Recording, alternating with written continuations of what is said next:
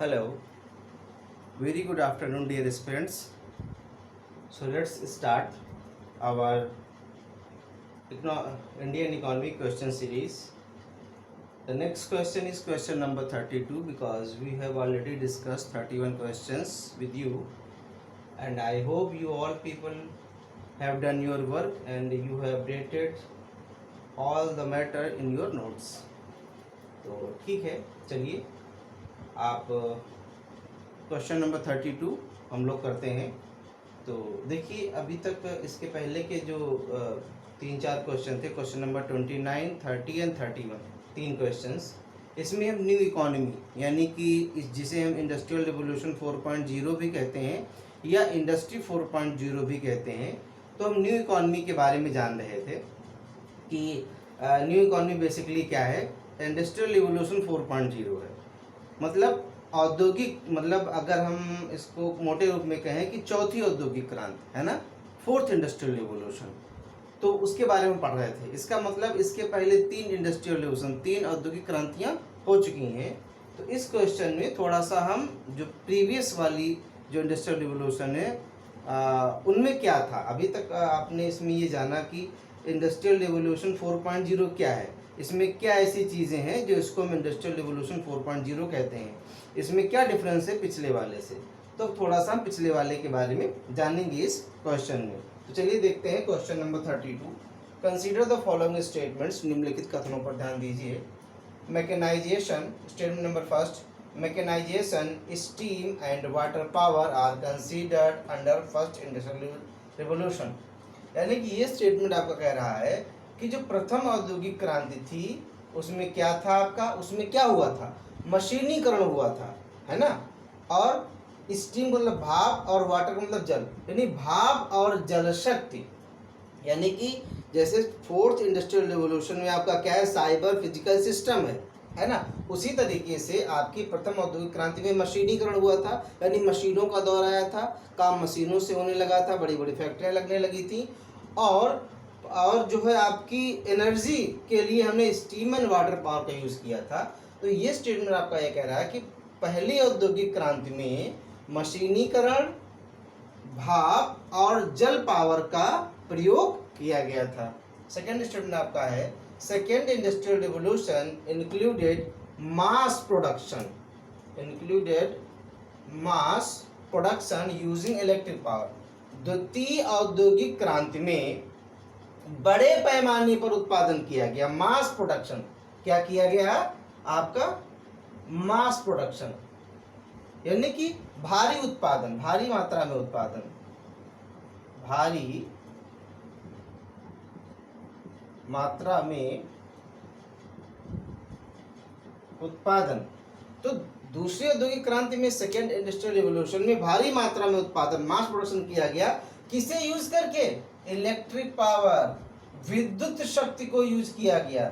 यहाँ पर क्या यूज किया गया, विद्युत शक्ति को यूज किया गया। जबकि फर्स्ट इंडस्ट्रियल रिवोल्यूशन आपने देखा था, क्या था, स्टीम एंड वाटर पावर, है ना, भाप और जल शक्ति, यहाँ पे इलेक्ट्रिक नहीं थी। तो फर्स्ट इंडस्ट्रियल रिवोल्यूशन में भाप और जल शक्ति का यूज करके मशीनों को चलाया गया, और सेकेंड इंडस्ट्रियल रिवोल्यूशन में हैवी मात्रा में प्रोडक्शन किया गया, तो किसका यूज करके, इलेक्ट्रिक पावर का यूज करके। नेक्स्ट स्टेटमेंट आपका, electronic, IT and automation are engaged with third industrial revolution. Electronic मतलब जो इलेक्ट्रॉनिक जो वस्तुएं होती हैं जो बिजली से चलती हैं, आईटी यानी कि information technology, and automation, automation का मतलब आपका मतलब जिसे हम कहते हैं स्वचालित, है ना, आजकल ऑटोमेटिक की बात हम करते हैं। तो इलेक्ट्रॉनिक यानी कि जो विद्युत उपकरण है, आईटी इंफॉर्मेशन टेक्नोलॉजी, है ना, जैसे कि मोबाइल फोन वगैरह जिसमें आते हैं। ऑटोमेशन यानी कि कोई भी चीज़ को ऑटोमेटिक जैसे चलती है ना। और जैसे पहले आप लिफ्ट में जाते थे तो आपको दरवाज़ा मैनुअली बंद करना पड़ता था, अब क्या होता है, बटन दबाते हैं दरवाज़ा बंद हो जाता है, तो क्या ऑटोमेशन है। आप देखते हैं, जैसे कि आप बाइक चलाते थे पहले, तो बाइक में क्या होता था, ये पहले स्कूटर आया था तो गियर डालना पड़ता था, उसके बाद बाइक गियर डालना पड़ता था। आजकल जो स्कूटी आती है क्या होता है, उसमें गियर नहीं डालना पड़ता, तो ये क्या ऑटोमेशन है ना। आजकल जो कार भी आ रही हैं तो मतलब उसमें क्या है कि आपको फिर गियर नहीं डालना पड़ेगा, स्पीड के हिसाब से ऑटोमेटिक वो होगा, तो ये ऑटोमेशन का मतलब है। Are engaged with third industrial revolution.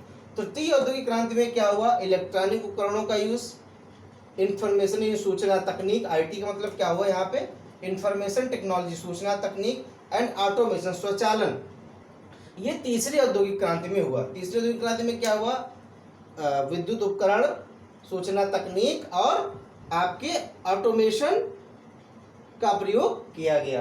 अब फोर्थ स्टेटमेंट आपका, industrial revolution 4.0 is related with cyber physical system. तो अभी आप इसके बारे में पढ़ रहे थे इंडस्ट्रियल रिवोल्यूशन, या हम इसको फोर्थ इंडस्ट्रियल रिवोल्यूशन भी कह सकते हैं। जैसे इसके बारे में तो हम पहले 3 क्वेश्चन पढ़ चुके हैं। Industrial revolution 4.0 is related with cyber physical system. जो आपकी औद्योगिक क्रांति 4.0 या चौथी औद्योगिक जो क्रांति है वो किससे रिलेटेड है, साइबर फिजिकल सिस्टम। और ये आप पहले क्वेश्चन में पढ़ चुके हैं, ये क्या है, ब्रैकेट में लिखा है merger of biological and physical system, है ना, या कह सकते हैं मर्जर ऑफ आपका merger of biological and physical system, है ना, या कह सकते हैं merger of digital biological and physical system. तो इसके बारे में आप पढ़ चुके हैं। तो चूंकि अभी हम लोग न्यू इकोनॉमी के बारे में पढ़ रहे थे, न्यू इकोनॉमी क्या है, चौथी औद्योगिक क्रांति है, जिसे इंडस्ट्रियल रिवोल्यूशन 4.0 या इंडस्ट्री 4.0 के नाम से भी जाना जाता है। इसलिए थोड़ा सा जरूरी था कि इसके पहले वाली जो 3 औद्योगिक क्रांतियां हैं उनके बारे में भी हम जाने कि उनमें क्या हुआ था। तो चौथी में तो हमने जाना साइबर फिजिकल सिस्टम का मर्जर है ना, यानी कि ये सारी चीजें क्या करती हैं, यानी बायोलॉजिकल, फिजिकल और आपका जो डिजिटल, ये ऑटोमेटिक आपस में कनेक्ट होते हैं।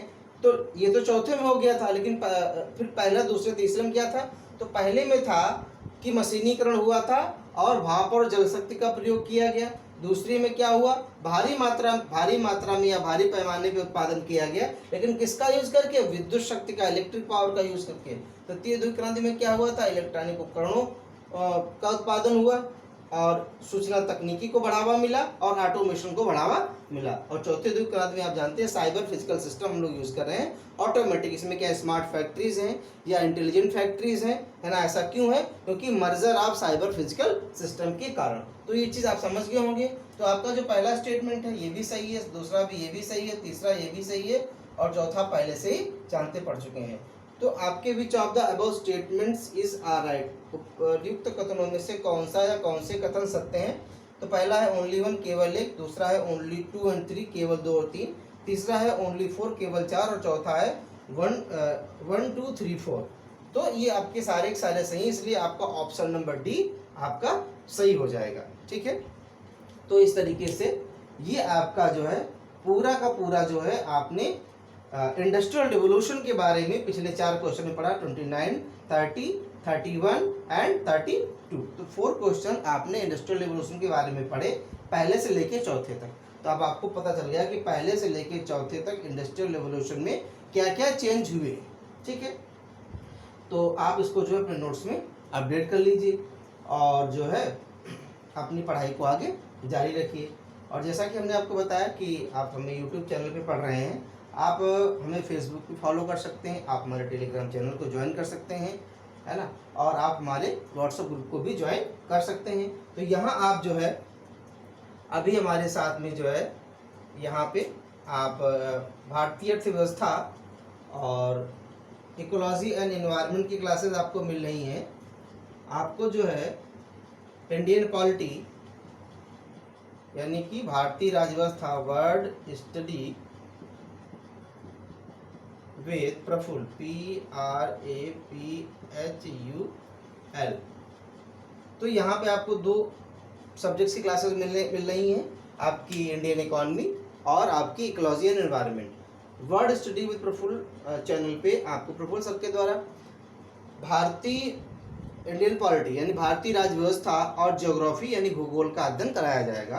तो आप यहाँ पे जाकर के आप इंडियन पॉलिटी और ज्योग्राफी के लेक्चर्स आप यहाँ पे जाकर के देख सकते हैं। तो इस तरीके से आपकी यहाँ दोनों जगह के पे इकोनॉमी चाणक्य जितेंद्र सिंह जो कि मेरे द्वारा है, और word study with Prafull sir के द्वारा, यहाँ पे आपको दोनों जगह मिला करके आपकी सिविल सेवाओं की समग्र तैयारी कराई जाएगी। तो ठीक है, आप जो है इसको अपने नोट्स में अपडेट करेंगे, और फिर हम नेक्स्ट क्वेश्चन के साथ में जल्दी आपसे मिलेंगे। तब तक के लिए नमस्कार।